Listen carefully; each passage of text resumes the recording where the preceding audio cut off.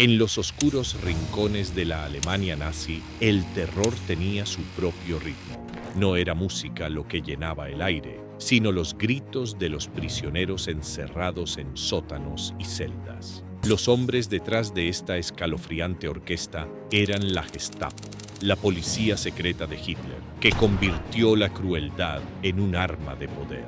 El propio Heinrich Himmler declaró que el miedo, no el amor, era la verdadera herramienta de control. Desde el momento en que la Gestapo fue creada en 1933 bajo Hermann Göring, su nombre por sí solo infundía terror. Su sede en Berlín, en la Prinz Albrecht Straße, se hizo infame como un lugar donde la gente desaparecía en noches interminables de interrogatorio. La privación del sueño era uno de sus métodos preferidos, arrastrando a los cautivos hacia la alucinación y la locura. El luchador de la resistencia, Hans Scholl, soportó 3 días de interrogatorios incesantes, quedando, según su hermana, como un fantasma vacío. La violencia pronto siguió al agotamiento. Las palizas con porras de goma, varillas de acero y correas de cuero se convirtieron en un ritual diario. Las víctimas hablaron de huesos rotos y cuerpos destrozados, pero a menudo era la anticipación de otro ataque lo que más los quebraba. Las descargas eléctricas añadieron otra capa de horror, la corriente quemando los nervios hasta que los gritos resonaban a través de las paredes. Los sobrevivientes recordaron el zumbido de los cables tan claramente como el dolor mismo.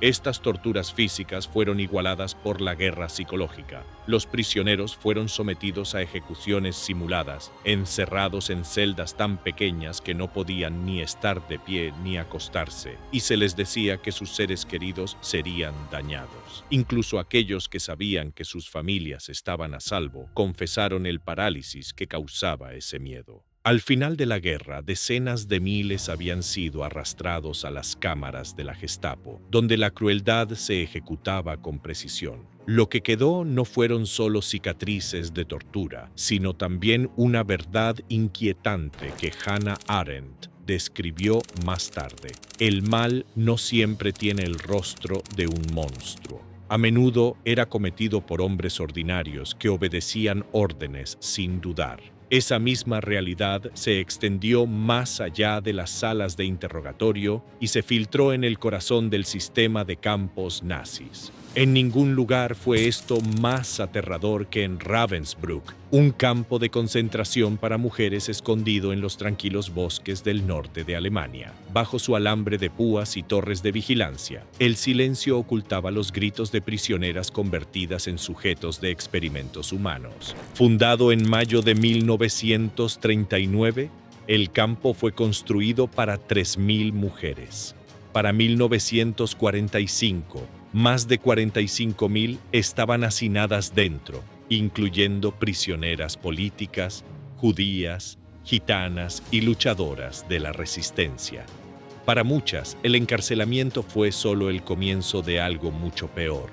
Ravensbrück se convirtió en un laboratorio del dolor.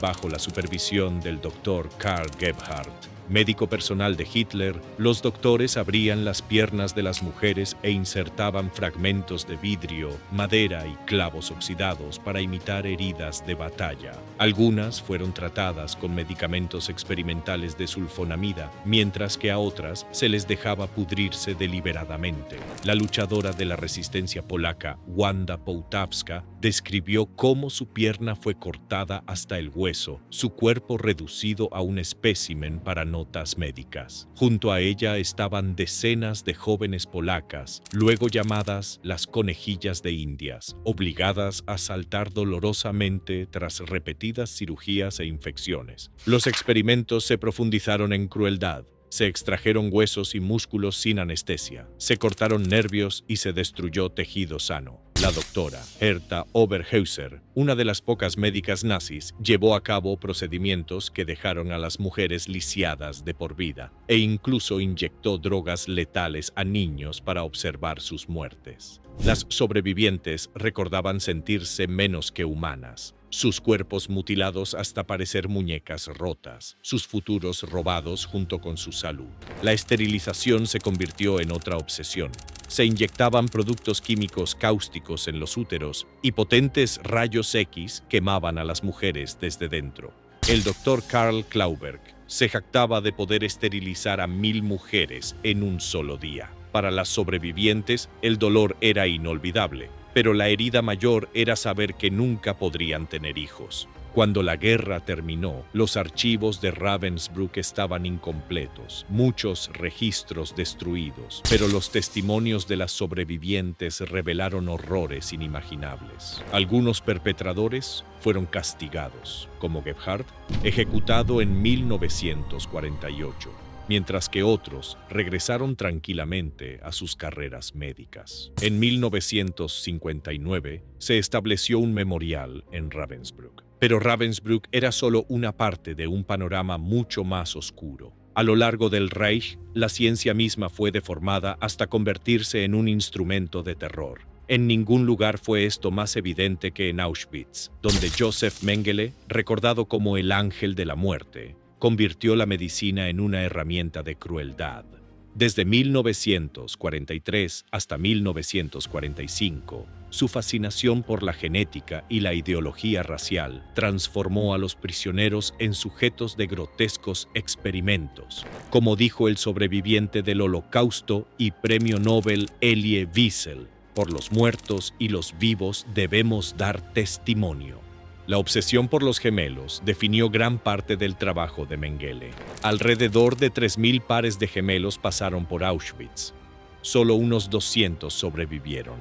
Niños como Eva Moses-Kor recordaron haber sido inyectados con sustancias desconocidas que los dejaban temblando de dolor, sus destinos decididos con fría indiferencia. Algunos fueron diseccionados tras la muerte, otros asesinados para comparar sus cuerpos con los de sus hermanos.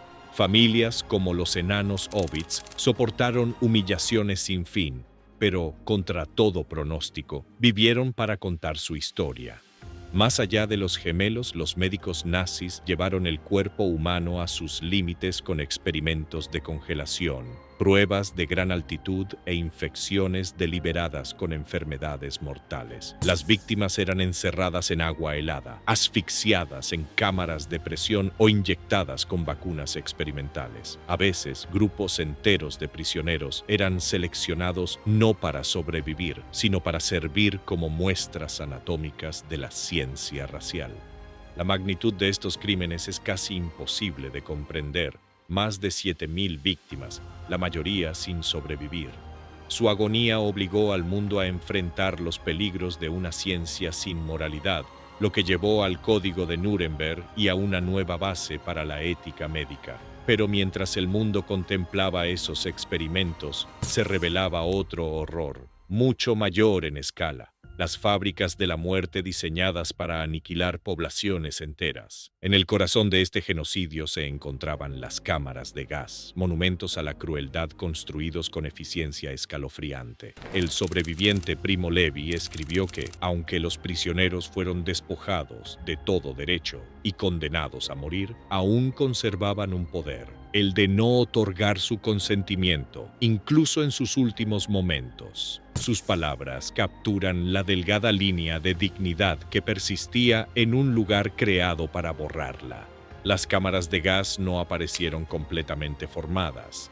Evolucionaron a partir de los primeros experimentos con furgonetas de monóxido de carbono durante el programa nazi T4, donde decenas de miles de discapacitados fueron asesinados. Desde allí, el método se expandió a campos como Chelmno y Auschwitz, donde el Ciclón B convirtió sótanos, búnkeres y más tarde crematorios en máquinas de muerte. Comandantes como Rudolf Höss supervisaron el asesinato de millones con fría indiferencia, encarnando lo que Hannah Arendt más tarde llamaría la banalidad del mal.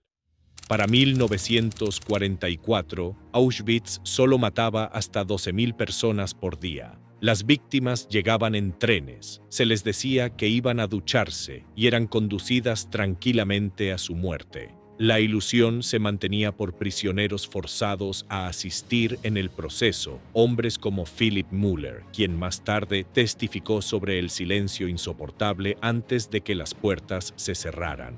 Incluso cuando los nazis intentaron borrar la evidencia quemando cuerpos y destruyendo cámaras, la verdad no pudo ser enterrada. Los sobrevivientes, los manuscritos dispersos y las cenizas en la tierra se convirtieron en las voces de los millones que no pudieron hablar.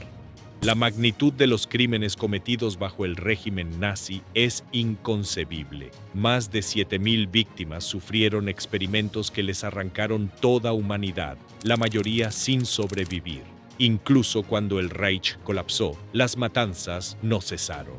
Los nazis intentaron borrar las pruebas, destruyendo cámaras y quemando cuerpos, pero la magnitud de sus crímenes no pudo ocultarse.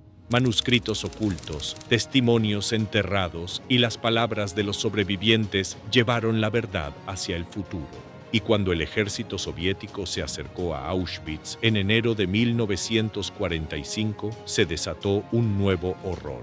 Los prisioneros fueron obligados a marchar en pleno invierno helado, en lo que se conocería como las marchas de la muerte. Casi 60.000 fueron forzados a caminar hacia el oeste, hambrientos, descalzos, colapsando en la nieve. Los que caían eran fusilados en el acto. Fue el acto final de crueldad, el último aliento de un régimen moribundo decidido a matar hasta el final. Los campos ya habían mostrado lo peor de la humanidad.